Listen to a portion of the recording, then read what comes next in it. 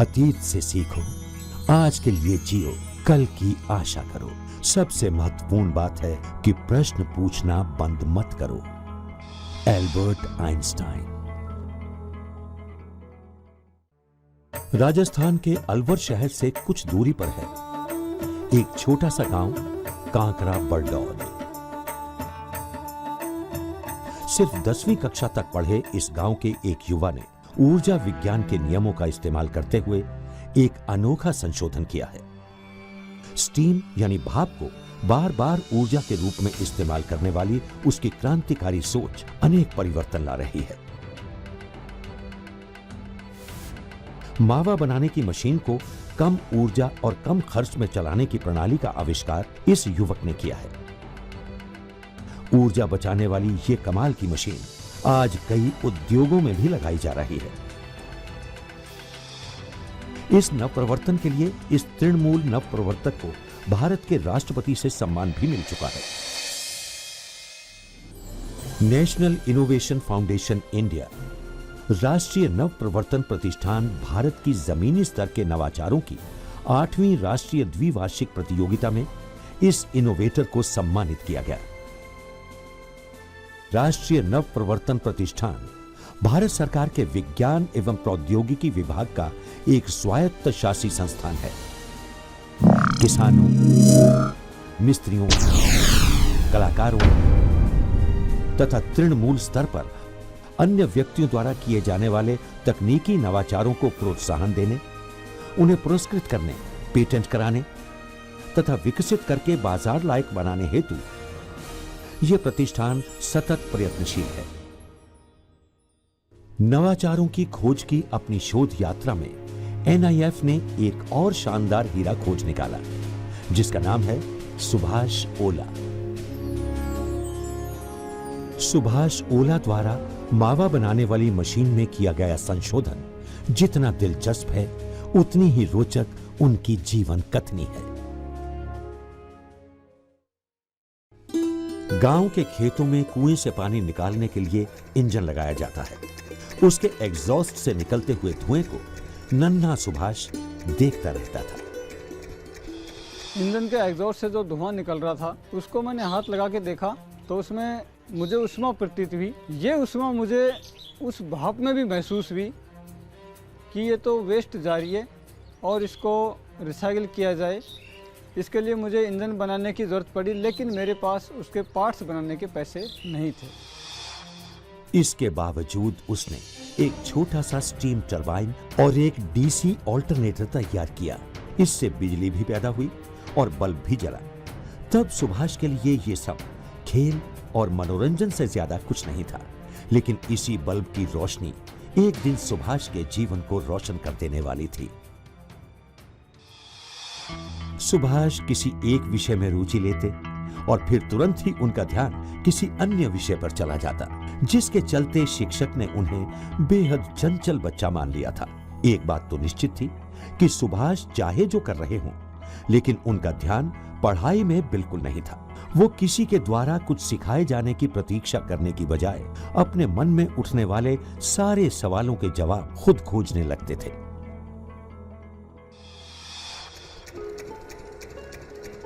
सुभाष सोचते रहते कि एग्जॉस्ट से बाहर आते हुए धुएं की ऊष्मा का दोबारा इस्तेमाल हो तो कितना फायदा हो सकता है।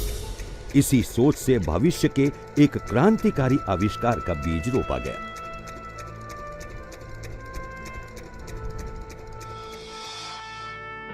सुभाष ने स्टीम रिसाइकल सिस्टम के 3-4 मॉडल तैयार किए, लेकिन स्टीम को रिसाइकल करने की चुनौती तो अब भी बड़ी चट्टान की तरह सुभाष के सामने खड़ी थी।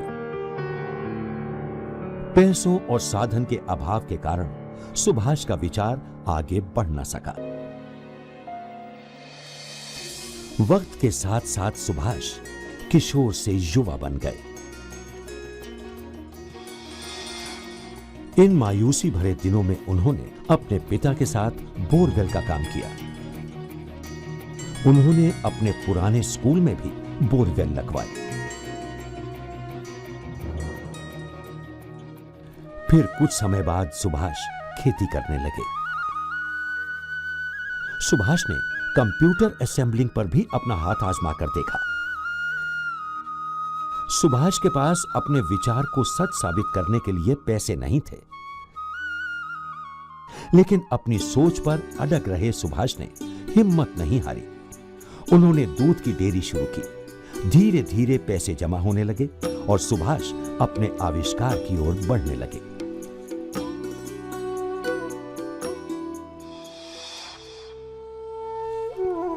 सुभाष ओला का जीवन बड़ा ही संघर्षमय रहा है। उनका जीवन और यहां तक पहुंचने का सफर आसान नहीं रहा। जब वो अपने जीवन में मायूस हो जाते थे या किसी बात को लेकर अपने पिता का सामना नहीं कर पाते थे, तब वो अपनी माता और चचेरे भाई जय सिंह से अपने मन की बात करके दिल को हल्का कर लेते थे। जय सिंह ने सुभाष ओला के प्रारंभिक जीवन में महत्वपूर्ण भूमिका निभाई है। सुभाष जी के इस जीवन में जहाँ से नीचे से ऊपर आने में इनके परिवार में इनकी माताजी का बहुत बड़ा योगदान रहा है। जब इस काम में वो लग गए तो उसमें उसको पैसे की जब जरूरत पड़ती तो वो माँ को कहते थे, कभी पिताजी से बात नहीं करते थे पैसे के मामले में, चाहे उसकी जेब में किराया है नहीं है। लगभग 7-8 साल संघर्ष करने के बाद जब कुछ बात नहीं बनी, तब वो फिर से अपने डेयरी कारोबार और खेतीबाड़ी में लौट आए। इस कश्मकश से भरे दिनों में सुभाष ओला के एक भतीजे ने उन्हें पूरा सहयोग दिया। चाचू राम राम। राम राम राम, बैठ। मैं क्या सुन रहा हूँ, प्रोजेक्ट आपने चालू किया उसको बंद कर दिया आपने फिर? अरे इंजन बनाया था 5-6 साल हो गया, बहुत पैसे की जरूरत पड़ती है उसमें। तो उसको है ना कल से दोबारा शुरू करते हैं अपन उस प्रोजेक्ट को। कल से काम को स्टार्ट करेंगे उस पर। बहुत पैसा खर्च होगा यार, इतना पैसा कहाँ से लाएं? हम बैठे हैं ना, पैसे का टेंशन है, हम बैठे आपके साथ में उस काम को करते हैं उसको। और उसके बाद उन्होंने मुड़कर पीछे नहीं देखा। इसी दौरान सुभाष बेहतर बॉयलर बनाने के लिए कड़ी कोशिश कर रहे थे। जयपुर में एक उद्योग में सुभाष ने बॉयलर आधारित मावा बनाने की मशीन को देखा। मावा बनाने में ढेर सारी लकड़ी और पानी की खपत देखकर सुभाष चौंक से गए। 100 लीटर दूध से मावा बनाने में इस मशीन में 100 किलो से ज्यादा लकड़ी और 4000 लीटर पानी इस्तेमाल हो जाता था। इतना ही नहीं, अनावश्यक भाप के द्रवीकरण के लिए जो चिलर पंप चलाना पड़ता था, उसके लिए भी काफी बिजली खर्च हो जाती थी।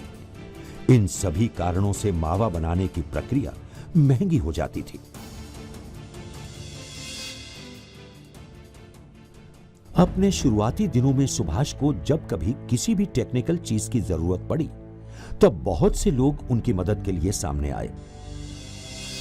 ये वो जगह है 1990 के लगभग था मैं, तो 1990 के आसपास की बात है। उस समय घर पर अपने पास कोई ऐसा मशीन नहीं था जिससे अपन घर पर काम कर सकते। तो उस समय प्रकाश जी की ये शॉप थी, कई डिवाइस इसमें बने हैं, जिसमें अच्छा उनका सहयोग मिला है। जहाँ पर जो आइटम्स 1000-1500 का बनता था, उस जगह ओनली 250-300 रुपये में उसको करके देना। और 8 से 10 साल लगातार रात को दिन में कभी ओवर टाइम उनसे करवाया तो भी घर से उठ करके आ गए। और ऐसे करके जो आज सपने साकार जो हुए हैं, वो सब इनकी एक मेहनत मानता हूँ मैं। उनकी बहुत अच्छा सहयोग मिला है यहाँ से। समय के साथ साथ स्टीम टेक्नोलॉजी में सुभाष की रुचि बढ़ती गई और वो अपने आप स्टीम टेक्नोलॉजी पर रिसर्च करते रहे। सुभाष ने अपनी इस यात्रा में संशोधित डिजाइन के साथ एक 2 किलोवाट का इंजन विकसित किया। लगभग 10 वर्षों की कड़ी मेहनत के बाद साल 2009 में सुभाष स्टीम को रिसाइकल करने वाला एक बेहतर बॉयलर बनाने में सफल हो गए। उसके बाद सुभाष ने स्टीम इंजन के एग्जॉस्ट हीट के लिए एक एफिशिएंट हीट एक्सचेंजर भी बनाया। दूध का कारोबार कर चुके सुभाष ने अपने आविष्कार के जरिए कम ऊर्जा और कम खर्चे से लोगों को मावा, पनीर और मिठाइयां बनाना सिखाया। सुभाष ओला की मावा बनाने वाली मशीन का स्टीम सर्किट पूरी तरह से लीक प्रूफ है। इस अनोखे डिजाइन के कारण कम ऊर्जा इस्तेमाल होती है और वेस्टेज भी कम से कम होती है। पहाड़ पनीर की आज़ाद जो मावा बनाने की जो मशीन थी, उसमें ईंधन की खपत बहुत ज़्यादा थी उसमें, जो भट्टी से या आज वर्तमान में जो बॉयलर चल रहे थे उसमें। और पानी की खपत भी इतनी ज़्यादा थी कि 15 मिनट में पानी फीड करना पड़ता था उसमें। तो इससे बहुत ज़्यादा खर्चा होता था, फ्यूल का, लकड़ी का, लेबर्स का। तो ये बहुत कॉस्टली था पहले। लेकिन जैसे ही हमने इसको देखा और इस तकनीक को थोड़ा डेवलप करके और एक रिसाइकिल यंत्र डिज़ाइन किया, इसको स्टीम भी रिसाइकिल हो जाए और पानी भी रिसाइकिल हो जाए, तो एक क्लोज सर्किट डिज़ाइन किया। जैसे हमने इसको डिज़ाइन किया तो इसमें लगभग भट्टी से 80% कम फ्यूल नज़र आया और साधारण जो बॉयलर, वर्तमान में जो बॉयलर थे उससे 60% कम फ्यूल लगा इसमें। मावा बनाने की बरसों से चली आ रही प्रक्रिया को सुभाष की एक सोच ने बदल दिया है।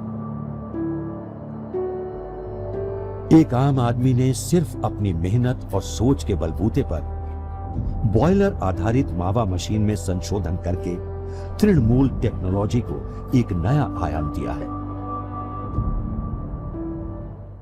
40 लीटर दूध का मावा बनाने के लिए सिर्फ 7 से 8 किलोग्राम लकड़ी लगती है। इस बॉयलर में फ्लोराइड व नमक नहीं जमता, क्योंकि पानी फिटिंग के दौरान ही भरा जाता है, जो 5-6 साल तक चलता है। यह बॉयलर लकड़ी, मिट्टी के तेल, गैस या तुड़ी की गिट्टी से जला सकते हैं। बॉयलर प्रत्येक उद्योग में लग सकता है जहां हीट और स्टीम की जरूरत होती है। 100 लीटर दूध का पनीर बनाने में सिर्फ 3 किलोग्राम लकड़ी लगती है।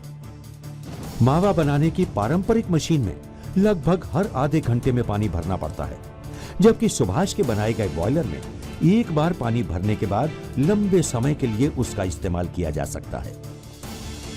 मैंने जो सुभाष जी का बॉयलर सिस्टम लगाया है, करीबन मैं 1 साल से इसको काम में ले रहा हूँ और इसका जो फ़ायदा है उसमें ईंधन में 50% फ़ायदा है और पानी में लगभग 90% फ़ायदा है। और जो इसका फ़ायदा है इसमें मेरे को, जो मेरा उद्योग है उसमें भी 50% फ़ायदा हुआ है। तो ये जो सिस्टम है बहुत ही अच्छा है और मैं बाकी लोगों को भी इसके लिए प्रेरित करना चाहूँगा कि ये जो सुभाष जी का बॉयलर है, सिस्टम है, ये अपनाएं। मावा बनाने के पारंपरिक तरीके में दूध को कढ़ाई में लगातार हिलाते रहना पड़ता है, जबकि सुभाष ओला की मशीन में यह काम ऑटोमेटिक होता है। पारंपरिक तरीके में दूध के बर्तन को गर्म करने के बाद भाप को खुले टैंक में छोड़ा जाता है। इससे ऊर्जा, लकड़ी और पानी की बहुत बर्बादी होती है। देखते ही देखते राजस्थान में सुभाष के 20 से भी ज्यादा प्लांट लग गए, लेकिन सुभाष अपने आविष्कार को और आगे ले जाना चाहते थे। ढेर सारे परीक्षण और कड़ी मेहनत के बाद एक बॉयलर के जो डिवाइस से एग्जॉस्ट ट्रिप सिस्टम से जो कंडेंस वाटर और हीट और ताप जो वेस्ट निकल रहा था, उसको डिवाइस बनाने में हम एक बड़ी मेहनत के बाद कामयाबी मिली।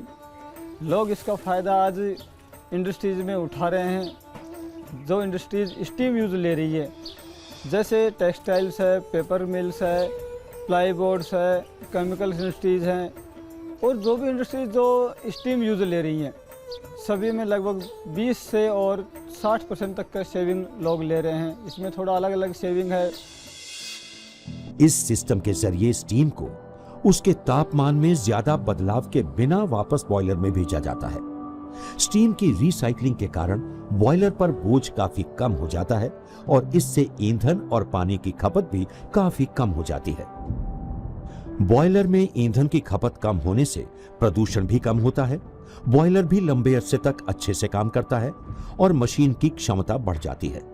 सबसे महत्वपूर्ण बात, ईंधन, पानी, बिजली और मजदूरी घटने से कुल लागत भी कम हो जाती है। जो आज मुझे तरक्की मिली है, इसमें NIF ने मुझे एक बहुत बड़ा साथ दिया है। 2009-10 में मैं जयपुर किसी सेमिनार में गया हुआ था और वहाँ पर सुभाष जी से मेरी कोई मुलाकात हुई और इन्होंने मेरे को ये बताया कि इस प्रकार से मैं कोई काम कर रहा हूँ। मैंने घर पर आकर के देखा तो काफ़ी समय से ये कार्य कर रहे थे और आगे भी प्रोग्रेस अच्छी चल रही थी। तो मैंने NIF के सुंडाराम जी को बताया और उनको यहाँ पर लाए और उन्होंने इनका कार्य देखा और उन्होंने देख करके सफलता दिलाने के लिए आगे ले गए। राष्ट्रीय नव प्रवर्तन प्रतिष्ठान नव प्रवर्तक के स्थान पर तृणमूल तकनीकों को अपनी जगह पर उद्भवन सुविधा प्रदान करता है। वित्तीय, तकनीकी और शिक्षण जैसी सभी उद्भवन सुविधाएं नव प्रवर्तक को उसके स्थान पर ही प्रदान की जाती हैं, जहां वो अपने विचारों और नव प्रवर्तनों पर काम करना जारी रखता है। ऐसे ही तृणमूल नव प्रवर्तकों को खोजने वाले एनआईएफ ने सुभाष ओला को पूरा साथ और आर्थिक सहयोग दिया। सुभाष ओला के सिस्टम को 1 से लेकर 10 टन तक के सभी प्रकार के औद्योगिक बॉयलरों में लागू किया जा सकता है। प्लाईवुड उद्योग, चमड़ा उद्योग, कपड़ा उद्योग, टाइल उत्पादन, खाद्य प्रसंस्करण उद्योग में सुभाष ओला का ये आविष्कार बहुत काम आ रहा है। ओला बॉयलर के सिस्टम लगाने से हम लोग का ऑपरेशनल कॉस्ट काफ़ी कम हो गए हैं and it's beneficial to the environment as well, because the firewood that you use has reduced and it's definitely beneficial for the entire industry. अपने ग्राहकों की मांग के अनुसार सुभाष 40 लीटर से 3000 लीटर क्षमता की मशीनें बनाकर देते हैं। अब तक सुभाष ओला की कंपनी देश भर में 300 से अधिक प्लांटों में अपनी तकनीक और आविष्कार को स्थापित कर चुकी है। अपने घर से कंपनी शुरू करने वाले सुभाष ओला की कंपनी में आज 50 लोग काम कर रहे हैं। सुभाष ओला के नए आविष्कार के बारे में जानने के लिए लोग दूर दूर से उनके पास आते हैं और उनके इस आविष्कार से प्रभावित होकर उन्हें ऑर्डर दे जाते हैं। आज सुभाष ओला की कंपनी की गिनती होती है तेजी से आगे बढ़ने वाली भारतीय कंपनियों में। अपने संघर्ष के दिनों में मदद करने वाले दोस्तों और शुभचिंतकों को सुभाष कभी भूले नहीं। इन सभी को आज भी सुभाष ने अपने साथ रखा है। अपनी इसी टीम के साथ मिलकर सुभाष एक के बाद एक कामयाबी हासिल करते जा रहे हैं। मैं सुभाष जी के साथ 2011 से जुड़ा हूँ। सुभाष जी का जो इन्वेंशन देखते हुए मुझे बहुत अच्छा लगा। मेरे को लगा कि दुनिया में बहुत काम का चीज़ है ये इन्वेंशन, तो मैं उनके साथ जुड़ के 2011 से लेके चला और मुझे बहुत अच्छा लगा। और मार्केट के अंदर ये बहुत काम का है, और जो मार्केट के अंदर जो फ्यूल जल रहा है, जो लकड़ी जल रहा है या कोयल जल रहा है, इस सब को बचत हो सकता है, तो हमें लगा कि और आगे बढ़ना चाहिए। इसके बीच में एनआईएफ ने हमारे साथ दी। एनआईएफ ने बहुत बढ़िया तरह से हमें आगे बढ़ाया, राष्ट्रपति अवार्ड तक पहुंचा दिया। हमारे इन्वेंशन को पेटेंट करवाया गया है। सुभाष ओला अपने संयुक्त परिवार में खुशहाल जिंदगी जी रहे हैं और पूरा परिवार उनके साथ है। घर घर जाकर दूध खरीदकर बाजार में बेचने वाला कांकरा बरडौत गांव का एक आम किसान आज 3 कंपनियों का मालिक बन गया है और दुनिया को ऊर्जा बचाने का एक नया रास्ता दिखा रहा है।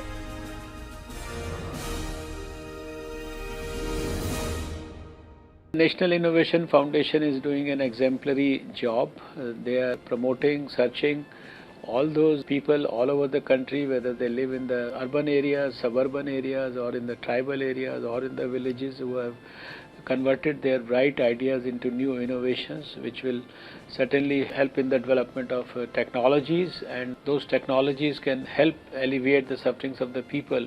It's a great organization where they have collected more than 2 lakh innovations of different nature, and they showcase them at number of forums, and then they also take them to the Rashtrapati Bhavan, where the innovators are honored by the President of India himself. I think National Innovation Foundation is playing a great role in supporting science, scientific research, scientific innovations, and also in helping solve the problems of the country, and also in helping create employment and improving economic growth.